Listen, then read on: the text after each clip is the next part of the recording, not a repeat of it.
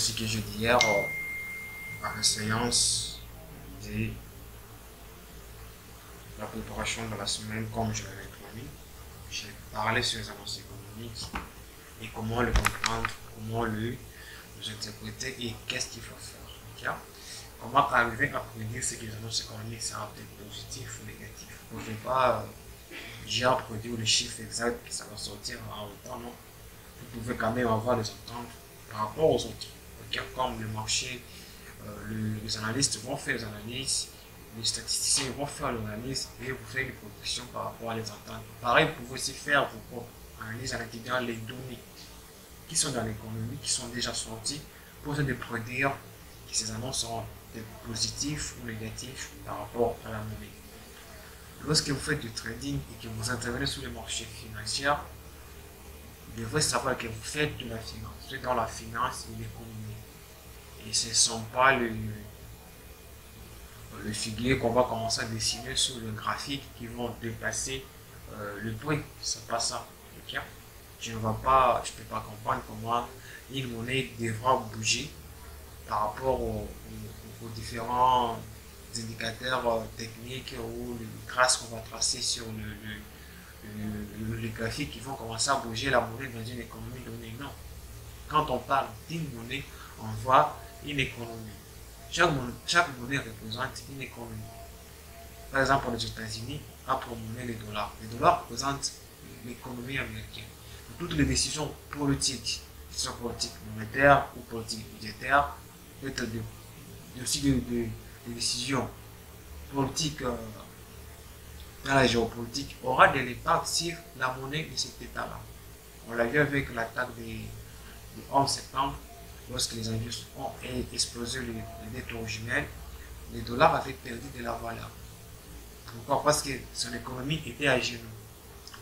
Et cette perte de valeur n'était pas due parce qu'il y avait des résistances qui a fait chuter les prix, non, ça n'a pas de sens.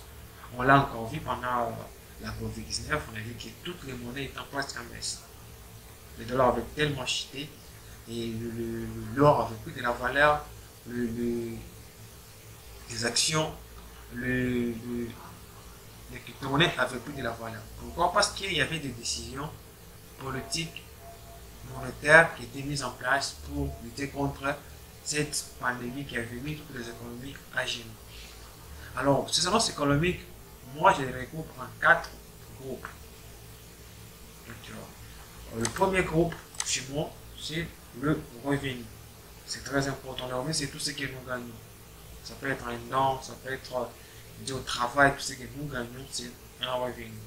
Et lorsque j'ai de l'argent, je dois le dépenser. Donc, un revenu fait appel à la dépense. Donc, il y a des données économiques liées à la dépense. Dépenses des entreprises, des commandes des entreprises, des commandes de pratiquer la consommation, l'inflation, tout ça est lié à la dépense.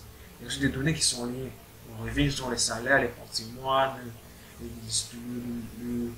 bilans des entreprises, tout ça, ça constitue le revenu de l'économie. Et troisième catégorie, c'est la production. Tout ce qui touche à la production. On va avoir les PIB, les PMI, tout ce qui a trait à la production de différentes entreprises de cette économie, va vous montrer la santé économique de ce pays-là. Et un quatrième groupe, c'est l'emploi. Le secteur de l'emploi aussi montre la santé économique du pays. Alors, il y a les données économiques, les annonces économiques qui sont uniquement dans le secteur de l'emploi. On peut citer le NFP, le chômage, ils sont tellement assez nombreux côté emploi. Okay? Alors, ces 4 groupes marchent ensemble. C'est genre lorsque de la sorte que lorsque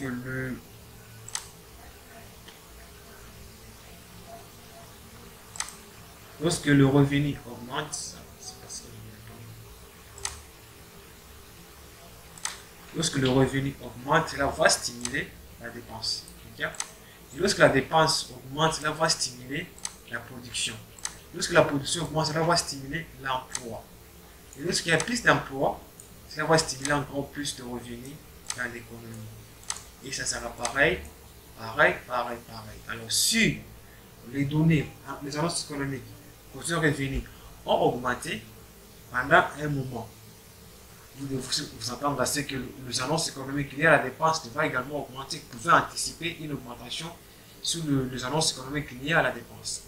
Et si les annonces économiques liées à la dépense ont augmenté, vous devez également anticiper les annonces liées à la production devraient augmenter.